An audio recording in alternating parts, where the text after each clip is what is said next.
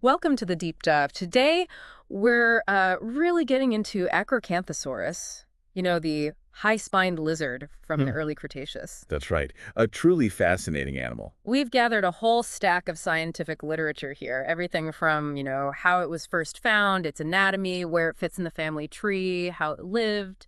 Yeah, and the goal isn't just to list facts. We want to really dig into what made this creature unique, what the science tells us about its place in history. Exactly. Going beyond the basics to understand this apex predator. So let's kick things off with the name itself. Acrocanthosaurus. It sounds pretty impressive. What's the story there? Well, it's Greek, mostly. Acros means high, acantha is thorn or spine, and sauros, well, that's lizard. Ah, so high-spined lizard fits perfectly. It really does. It points right to its most distinctive feature, And the species name, Acrocanthosaurus. That sounds less Greek. right? That one's geographical. It's named for Atoka County, Oklahoma. That's where the first bones turned up. So, like, a little nod to its origins. Common practice. Oh, yeah. Very common. Paleontologists do it all the time. Helps tie the discovery to a specific place on the map. I did see something interesting, though. An earlier name, Acrocanthosaurus. What was that about? Ah, good catch. That was from Juan Langston Jr.'s master's thesis way back in 1947. Okay. But you see, a thesis doesn't count as a formal publication under the rules of naming. So when he and Stovall formally described it in 1950, they used the slightly different Acrocanthosaurus atachensis. And that's the official one that stuck. Exactly. That's the recognized scientific name. Okay, so it took until the mid-20th century to formally name it. When exactly was this high-spine lizard actually walking the earth, and where? We're talking early Cretaceous, specifically the Aptian and early Albian stages. Think roughly 113 to 110 million years ago. That's the window. And geographically, Yeah. Oklahoma, Texas. Initially, yeah. The first finds, holotype and others, pointed to western North America, Oklahoma, Texas, even bits maybe from Wyoming. That was a picture for a long time. But that picture's changed, hasn't it? I read about an eastern discovery. It absolutely has. Just recently, well, 2024, confirmation came from Maryland. Peath, specifically. Maryland. Wow, Yeah. that's a long way east. It really expands the known range. Hmm. Tells us it was much more widespread across the continent than we first thought. A real game changer for understanding its distribution. It makes you wonder about the landscape back then, allowing such a big predator to cover so much ground. It really does. And, there might be more. There's a tooth from Arizona, tentatively ID'd as Acrocanthosaurus, and some tooth marks on bones there, too. Suggestive. Suggestive, exactly. Not definite proof, but hints it might have ranged even further southwest. It's like this giant prehistoric puzzle. And speaking of puzzles, you mentioned potential species diversity. That what we call A. atakensis might be hiding more. Yeah, that's a really interesting developing area. For ages, the assumption was just one species, Adenkensis, the big Carcharodontosauride in North America at that time. Right. But as we find more fossils, like the amazing Fran specimen, and analyze them in more detail, scientists are noticing subtle differences, little variations in the skull, maybe other bones, Differences big enough to suggest separate species. potentially, or maybe closely related genera. It raises the question, was there actually a bit more diversity among these giant predators than we currently lump under Aacacensis? It's something researchers are actively looking into. Okay, so potentially a widespread group of these giants. Just how big are we talking? One of the largest theropods. Sounds impressive. Oh, it's huge. The best estimates, especially from that big Fran specimen, put it at around 11 to 11.5 meters long. That's, 36 to 38 feet? That is seriously big. Right up there with the T-Rexes and Giganotosauruses of the world. Definitely in that top tier of giant meat eaters. And the weight must have been substantial. Yeah, estimates vary a bit, as they always do, but we're probably looking at something in the range of 4.4 to maybe 6.6 metric tons. So roughly 5 to 7, maybe 7.3 short tons. A heavy animal. And that head, almost a meter and a third long. Around 1.23 to 1.29 meters. Yeah. 4.2 feet. A massive skull for delivering that bite. Wow. Okay, but the really iconic thing, the reason for the name those spines. Tell us about that ridge. Right, the neural spines. These are bony projections sticking straight up from the vertebrae. And in Acrocanthosaurus, they were seriously tall, especially along the neck, back, hips, and upper tail. How tall are we talking? In some places, more than 2.5 times the height of the main vertebral body. It would have created a very noticeable profile. So the big question, why? What was the point of hauling around all that extra bone? That is the question, and honestly, we don't know for sure. The most popular idea, the one with the most support right now, is muscle attachment. Like anchor points. Exactly. Anchor points for massive back and neck muscles.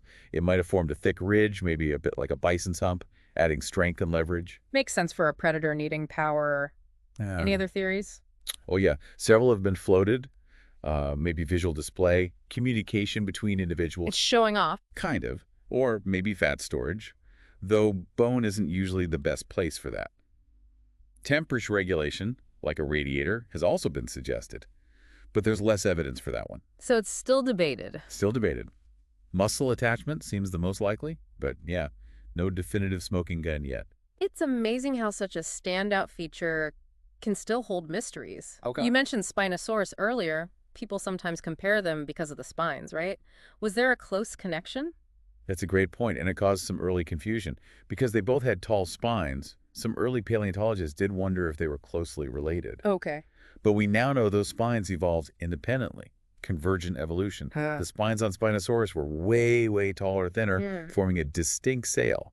Acrocanthosaurus likely had more of a ridge, probably thicker. So a superficial resemblance that led people down the wrong path initially? Exactly. For a while, it was even sometimes classified as a Spinosaurid, or at least closely related, which popped up in older books. We know better now, though. Okay, so the spines are unique, but not a sign of close relation to Spinosaurus. What other bits of anatomy help us place Acrocanthosaurus? Let's get into those anatomy nuggets. Right. The skull, as we said, long, low, kind of narrow. That's pretty common for allosaurids, the bigger group it belongs to. You had a big hole in front of the eye, the antorbital fenestra, which helps lighten the skull, Standard theropod stuff? pretty much. It also had these low, bony ridges along the top of the snout on the nasal and lacrimal bones, another common allosaurid feature. How did it differ from, say, Allosaurus in the skull? Good question. Unlike Allosaurus, Acrocanthosaurus didn't have those prominent triangular crusts over the eyes made by the lacrimal bone, but it did have a thick, bony brow ridge above the eye, formed by the lacrimal and the postorbital bone. And who else had that? Interestingly, that thick brow is seen in other Carcharodontosaurids, its closer family, and also in some Abelosaurids, which are more distantly related. Okay. What about the business end? The teeth. 19 teeth on each side of the upper jaw. Curved, serrated classic steak knives. But they were wider, more robust than the very blade-like teeth of Carcharodontosaurus itself. And they lacked that wrinkled enamel texture you see in Carcharodontosaurus. Interesting distinction. Any other key skull features? Yeah. The front of the lower jaw was kind of squared off. That's something it shares with Giganotosaurus, another giant Carcharodosaurid. And both of them have this thick horizontal ridge on the outside of the lower jawbone, the syrangular. So a real mosaic of features pointing towards that Carcharodontosaurid connection. What about the rest of the skeleton below the neck? Standard bipedal setup, walked on two legs, big, heavy tail for counterbalance, essential for an animal that size. And the arms. The forelimbs were shorter and chunkier, more robust than an Allosaurus. Still had 3 clawed fingers on each hand, though. Built for speed or power. Probably not speed. Its thigh bone, the femur, was longer than its lower leg bones, the tibia and metatarsals. That ratio usually suggests an animal built more for power and endurance than outright sprinting. Okay. And the feet? 4 toes on each foot, but the first one, the hallux, was small and didn't touch the ground, like a dew claw. Right. And you mentioned something called pluricles in the vertebrae. What are those? Yes. Pluricles are hollow spaces, like pockets or cavities, on the sides of the vertebrae. Acrocanthosaurus had quite large ones in its neck and back vertebrae, smaller ones in the tail. And what do they tell us? They're common in Carcharodontosaurids, but less so or different in Allosaurus. They're generally thought to be related to the respiratory system, possibly housing air sacs connected to the lungs, like in modern birds. It helps lighten the skeleton without losing strength. Very efficient design. So pulling all this anatomy together, where does it officially sit in the dinosaur family tree now? Okay, classification. It's definitely in the superfamily Allosauridae that puts it within the Titanosauri, a big group of stiff-tailed theropods. And within Allosauridae. Well, when first found, people naturally put it in Allosauridae, with Allosaurus. Makes sense. But as we learn more, especially about other large theropods, it became clear it belonged with the Carcharodontosauridae. The shark-toothed lizards, like Carcharodontosaurus and Giganotosaurus. Exactly, that's the family. Though for a while, like many big theropods we didn't fully understand, it sometimes got dumped in Megalosauria. That was kind of a paleo junk drawer for a bit. A wastebasket taxon, I think I've heard it called. That's the term. And yeah, as we discussed, the spine thing led to some temporary confusion with Spinosaurids too. But Carcharodontosauridae is where it firmly belongs now. And where within that family? Is it a close cousin to Giga or Carcharo? Actually, it seems to be a more basal member, meaning it branched off earlier in the family's history. So like an older lineage within the group. Sort of, yeah. It's often considered a sister taxon, like a sibling on the tree, to Eocarcharia from Africa. And sometimes Neovenator from England is placed either just outside or very near the base of Carcharodontosauridae, in its own family Neovenatoridae. It highlights how this group was diversifying. That European connection, Neovenator, is interesting. Does that tell us anything about where the whole family came from?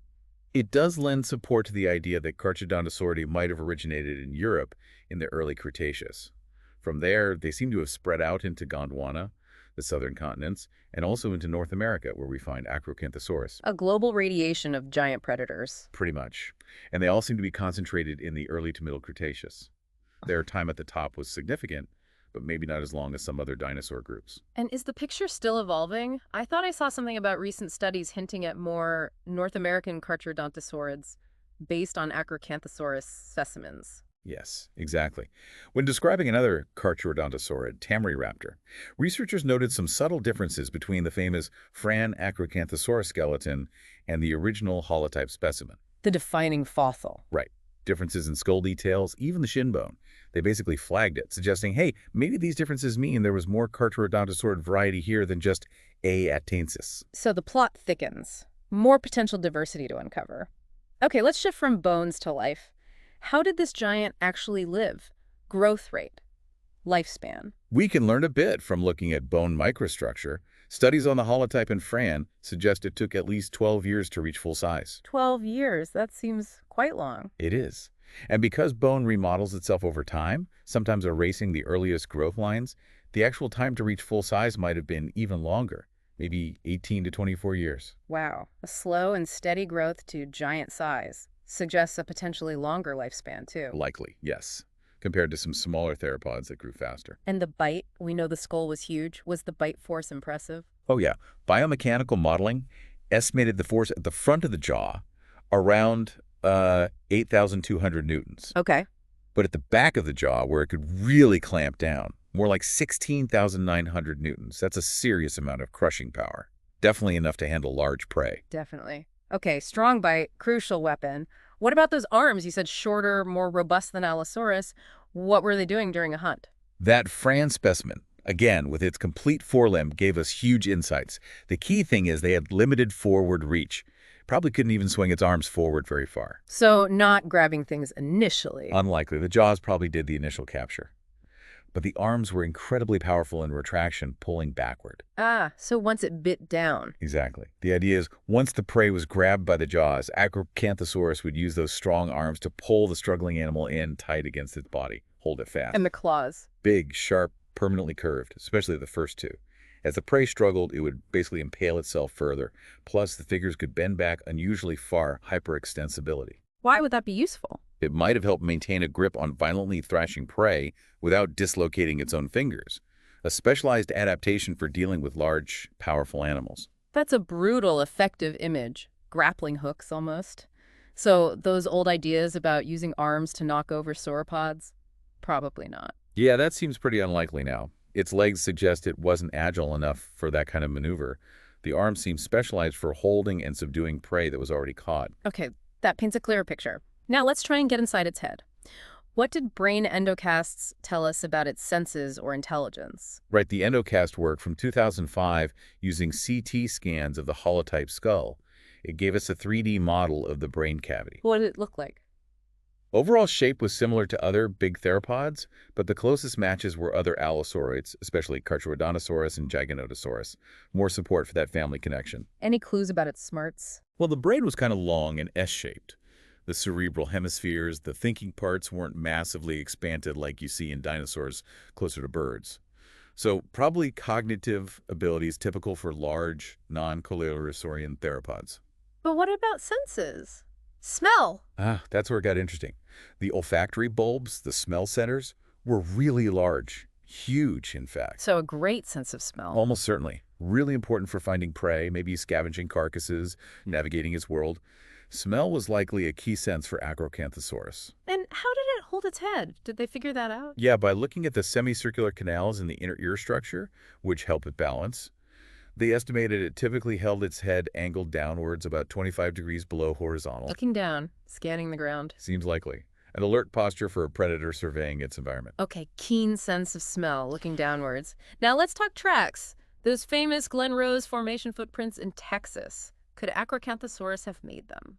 That's been the strong suspicion for a long time. You have these large three-toed theropod tracks. The right size and shape. Exactly. Consistent with the foot structure and overall size of Acrocanthosaurus, and crucially, the location and age matchup. Glen Rose Formation is Texas, right age, right place. Yep. Central Texas, same general area and time period as other Acrocanthosaurus finds in formations like their Twin Mountains and Antlers. Given it's the largest known theropod from that specific ecosystem, it's the prime suspect for making those big tracks. The most plausible candidate. By far. Now, there's that really famous trackway site, Paluxy River, right? With theropod tracks apparently following sauropod tracks. People have talked about pack hunting. Ah, yes, the dinosaur chase tracks. It's an incredible sight. You see multiple theropod trackways seemingly paralleling or overlapping sauropod tracks. It looks like a hunt. But is it definitive proof of pack hunting? That's the tricky part. It's a compelling story, but proving coordinated pack behavior from footprints alone is really hard. It could be several lone predators moving through the area at different times, following the same paths the sauropods took earlier. Or the sauropods weren't even a tight herd at that moment. Precisely. Hmm. So while the stalking hypothesis is intriguing, we have to be cautious about reading too much into it. It's possible, but not proven. And wasn't there something about a missing footprint in one of those trackways, where it crossed a sauropod track, interpreted as an attack? Yes, that's another layer. In one sequence, a theropod footprint seems to be missing right where it intersects a sauropod track. Some have suggested this means the theropod lunged, would be lifted its foot during contact. But others disagree. Right. Skeptics point out that the sauropod's tracks don't show any change in gait or speed right after that point, which you might expect if it had just been attacked by a giant predator. Good point. So again, it's suggestive, maybe tantalizing, but still debated. Interpreting behavior from tracks is fascinating, but full of challenges. A prehistoric crime scene investigation with minimal clues. Okay, shifting back to the bones themselves. Did these animals show signs of tough lives, injuries, diseases? Yes, paleopathology gives us little windows into that. The original holotype skull has some roughened, bony, overgrowth exostotic material on one bone, maybe from an old injury or irritation. Like a bone scar. Sort of. And the same individual had a healed fracture on its 11th vertebra. It survived a significant injury. Wow. Tough animal. Anything else? There was an odd, hook-like bony growth on the third tail vertebra of that specimen, too. We don't know what caused it or if it affected the animal much. But these little imperfections, these pathologies, they make the fossils feel more like real living creatures that faced hardship. They really do. It grounds them. Okay, final stretch. Let's paint the bigger picture. The world Acrocanthosaurus lived in, what was its ecosystem like? We're talking about environments like large floodplains, big river systems draining into a shallow sea. That's the picture from the Twin Mountains and Antlers formations in Texas and Oklahoma. And the Glen Rose. More coastal, mudflats, shorelines. And now with the Maryland find, possibly coastal plains on the East Coast too. It suggests a pretty adaptable predator, likely needing a large home range to find enough food. And what was the food? Who shared its neighborhood? Potential prey definitely included big herbivores, sauropods like Astrodon, maybe even the truly gigantic Sauroposeidon were around at the same time and place. Taking on a Sauroposeidon, that's ambitious. It would have been. Large ornithopods like Tyrannosaurus were also common and probably on the menu. Any competition? Or was it the undisputed king? Well, the famous raptor Deinonychus lived in the same areas, but Deinonychus was much smaller, maybe 3 meters long. It likely wouldn't have been direct competition. If anything, a young Acrocanthosaurus might have preyed on Deinonychus. So, yeah, likely the apex predator of its domain. It certainly seems that way. Okay, what an incredible journey through the science of Acrocanthosaurs. Just to quickly recap, we've got this massive theropod instantly recognizable by those tall spines, though their exact function is still a bit fuzzy, muscle anchors being the lead idea. Right. And those robust arms weren't for grabbing, but for grappling, holding prey caught by that powerful bite, a top predator across a surprisingly wide swath of early Cretaceous North America. We've seen how our understanding evolved, placing it firmly now as an early or basal Carcharodontosaurid, part of that global family of shark-toothed giants. And the research continues. Questions about the spines, possible hidden species diversity. The story definitely isn't finished. Which leads us perfectly to our final thought for you, the listener. When you consider the immense timescales involved and how patchy the fossil record really is, just imagine how many other apex predators might have existed. Creatures like Acrocanthosaurus with their own completely unique, maybe even bizarre adaptations for ruling their ecosystems, but whose existence is now lost to time, leaving maybe just a single footprint, a tooth mark, or nothing at all. It's pretty mind-boggling to think about. It really puts things in perspective. A humbling thought indeed. Thanks for joining us on this deep dive.